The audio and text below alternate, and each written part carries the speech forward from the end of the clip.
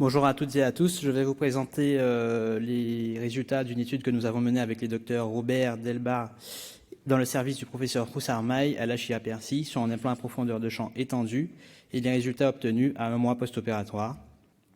Je ne déclare pas de conflit d'intérêt.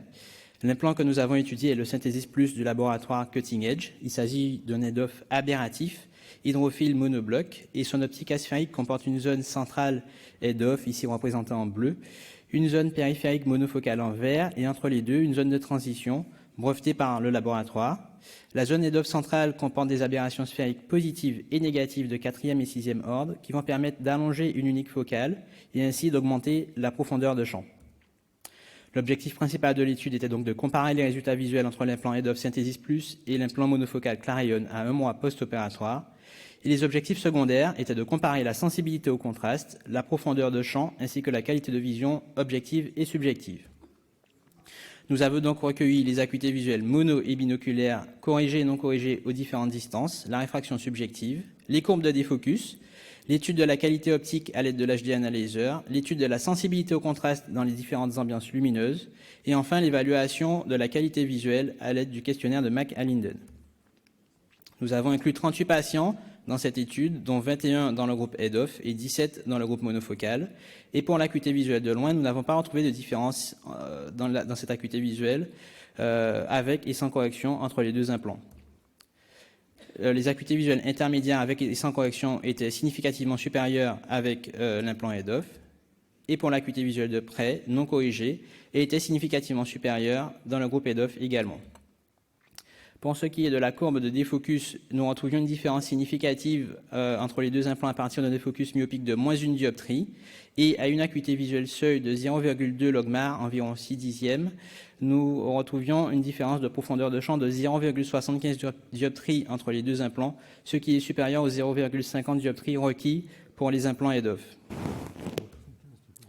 Nous n'avons pas retrouvé de différence dans la sensibilité au contraste en mésopique et en scotopique entre les deux implants, et les valeurs de la sensibilité au contraste étaient bien dans les normes définies par l'appareil le Metrovision. Nous avons extrait de l'HD Analyzer 3 paramètres: l'Ocular Scatter Index, qui est un indice de la dispersion intraoculaire de la lumière, et nous n'avons pas retrouvé de différence significative pour ce paramètre entre les deux implants. La Modulation Transfer Function, elle, représente le pourcentage d'atténuation du contraste de l'image qui se forme au niveau de la rétine. Sa valeur est positivement corrélée à la qualité visuelle, et nous avons trouvé une MTF moyenne significativement supérieure tout de même avec l'implant monofocal.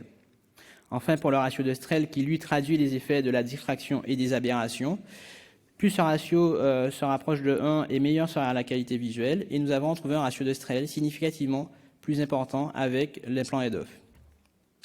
Nous avons réalisé le questionnaire de Mac-Alinden en présentant cette planche aux patients, et nous n'avons pas retrouvé de différence significative dans les scores moyens obtenus entre les deux implants. Le glaire et la fluctuation visuelle étaient les deux phénomènes lumineux les plus fréquemment rapportés par les patients ayant reçu le Synthesis Plus, sans différence significative avec l'implant monofocal. Enfin, 2 patients dans chacun des groupes ont rapporté des phénomènes de halo à l'interrogatoire. Il s'agissait donc de la première étude comparative entre le Synthesis Plus et un implant monofocal. Cette étude nous a permis de montrer que le Synthesis Plus était capable de restaurer une acuité visuelle de loin équivalente à un implant monofocal, tout en assurant une acuité visuelle intermédiaire supérieure. Cependant, il convient de bien informer le patient puisque les performances visuelles restent limitées en vision de près, bien informer en préopératoire afin d'éviter toute déconvenue et toute déception en post-opératoire. Enfin, nous avons pu voir que le Synthesis Plus permettait d'assurer une sensibilité au contraste et une qualité de vision comparable à un implant monofocal.